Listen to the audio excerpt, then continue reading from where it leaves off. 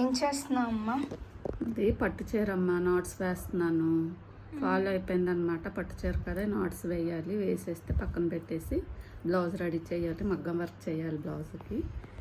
ఈ వర్క్ చేస్తున్నాను అనమాట. నీకు ఒక వీడియో బాగా వైరల్ అయింది, బోల్డ్ అని కమెంట్స్ వచ్చాయి, వాళ్ళకి ఇంకేం చెప్పవా?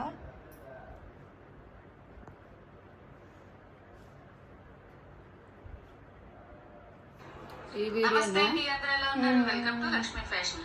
మీ అందరికి కూడా సంక్రాంతి మీ శుభాకాంక్షలు. టైలర్ కష్టాలన్నీ బాగా చెప్పినట్టున్నా కదా. ఆ రోజు చేయించాం మళ్ళీ.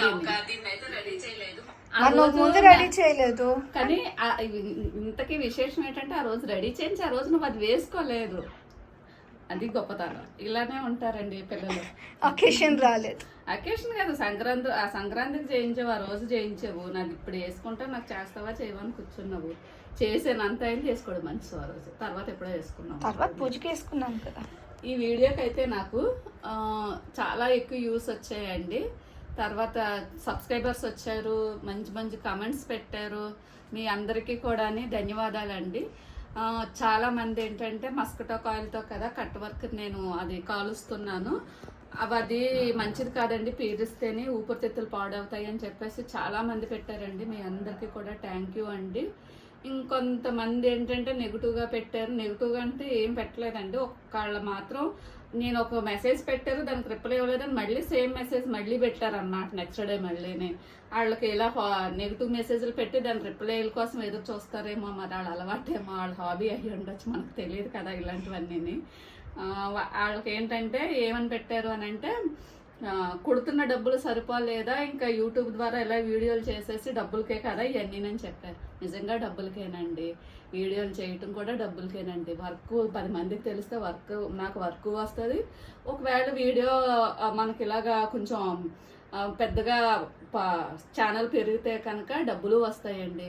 మీకైతే మీ తాతలు ముత్తాతలు సంపాదించి పెట్టేస్తే కూర్చొని తింటున్నారేమో, అందరికీ అలా ఉండదు కదండి.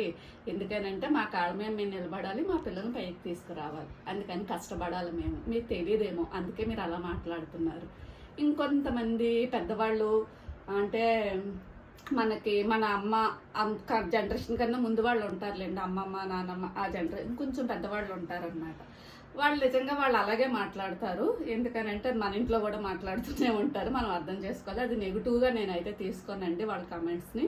కాల్చిని బట్ట వేసుకోకూడదు, ఇదేం దరిద్రం, ఇలాగని మాట్లాడారు.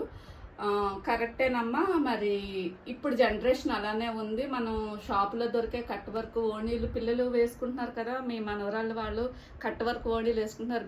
నేను ఇది చూపించాను కాబట్టి మేకింగ్ ఎలా చేస్తారన్నది మీకు తెలిసింది. షాపులో మనం చూడం కాబట్టి అది కాల్చలేదని అనుకోవద్దు. ఇప్పుడు ట్రెండ్ కట్ వర్క్ చాలా రోజుల నుంచి ఉంది. ఇంతవరకు అయితే మగ్గం వర్క్ కూడా కన్నాలు పెట్టి అగరబత్తి పెట్టి కాల్చేసి మగ్గం వర్క్ అది చేసేవాళ్ళు, మీకు కూడా తెలిసే ఉంటుంది. కాకపోతే ఇప్పుడు చూసిన మూల మీకు అలా అనిపించింది, కానీ ఇంకేం చేయలేము.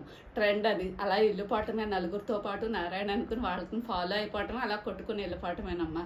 ఏం చేయలేము. మరి మీరైతే మా మంచిగా చెప్పారు, అదైతే మేము అర్థం చేసుకుంటాము. ఇదైతే తప్పుగా అయితే నేను తీసుకోవట్లేదు. మరొకసారి అయితే నాకు ఇలాగా మంచి కామెంట్స్ పెట్టిన వాళ్ళకి, ఇలాగా కొంచెం పెద్దగా ఉండి అది తప్పు అని చెప్పిన వాళ్ళకి కూడా మరొకసారి థ్యాంక్ యూ అండి. ఈ వీడియోకి వచ్చిన న్యూస్ ఇంకా నాకు ఏ వీడియోకి రాలేదు. దానికోసం చెప్పేసి ఈ వీడియోకి నేను మీ అందరికీ కూడా థ్యాంక్ చెప్దామని చాలా రోజుల నుండి వీడియో చేద్దామని అనుకుంటున్నాను. పాప ఇక్కడ లేదు నాకు వీడియో తీయటానికి, అందుకని చెప్పేసి లేట్ అయింది కొంచెం, ఏమనుకోవద్దు.